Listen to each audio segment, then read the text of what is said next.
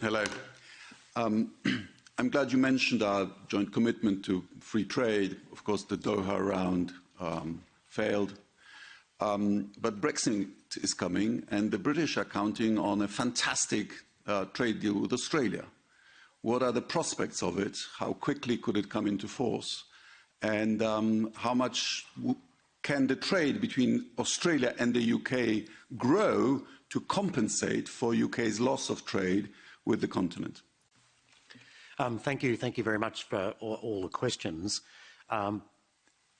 The first question from the former Polish Foreign Minister, so thank you for that. In terms of Australia's relationship, I suppose, with the UK and the relationship with Europe, I think it's a fair characterisation to say that Australia is a country that pursues a rules-based free trade order with every other country in the world that it can sustain that sort of approach with.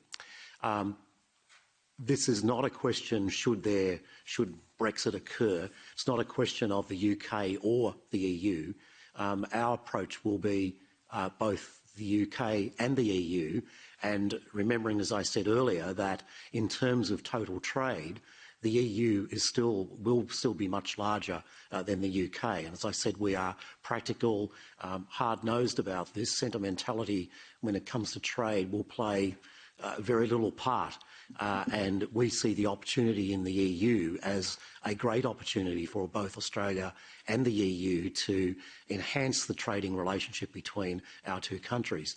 Obviously, there are areas which need to be worked through, as with any free trade agreement, agriculture being one of them, from both of our perspectives, both the UK, the EU and the Australian perspective. But there are great opportunities also, as I understand it, for the EU in terms, for example, of car manufacturing and sales to Australia, in terms of government procurement into Australia. So there are opportunities obviously on both sides of the ledger so far as the two continents are concerned, and we will be wanting to pursue that with the EU.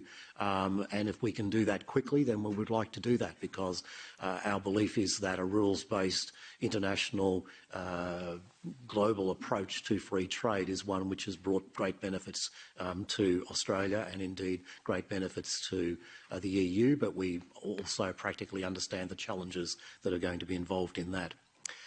There are